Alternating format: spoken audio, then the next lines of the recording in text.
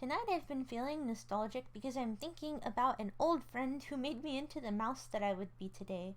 Well, an old internet friend specifically. Obviously.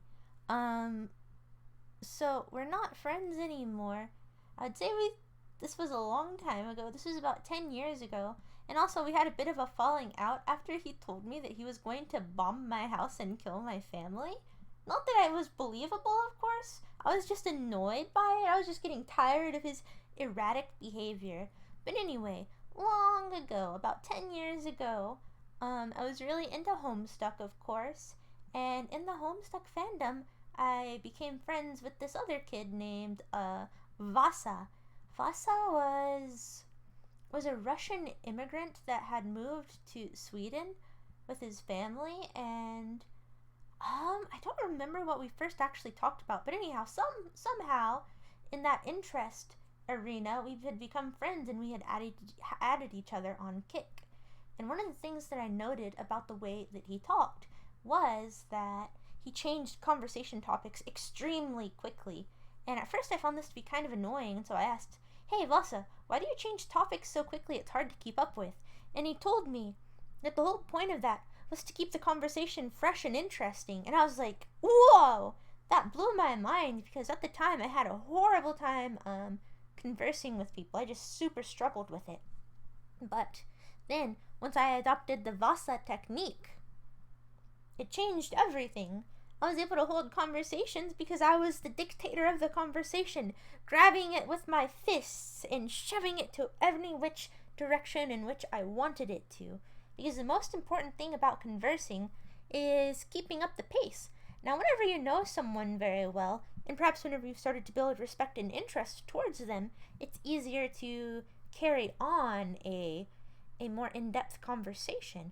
But generally, people just like the act of talking, and so if you're constantly switching out conversation topics, you're on the right track.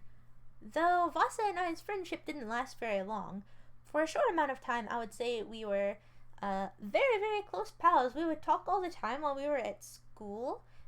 We would play Roblox a lot. I actually didn't like Roblox that much, and I don't know, but we just played it anyway. But he was a very, very eccentric feller. You might think, "Oh, that you're a little bit of a weirdo," but no. In comparison, I was like, I was just like your average Joe.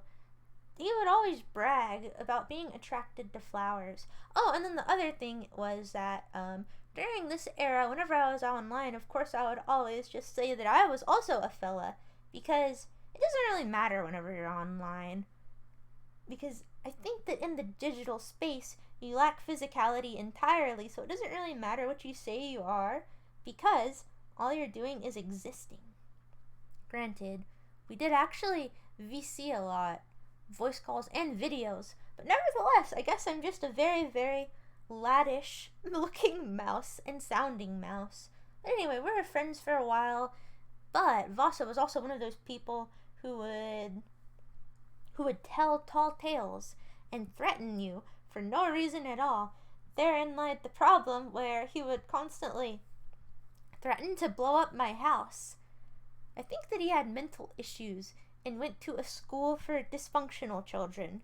But there is one thing that he didn't lie about, and that was that he was a figure skater. I do remember that very distinctly, because I actually saw the footage of him participating in the figure skating competitions. He was a really good figure skater.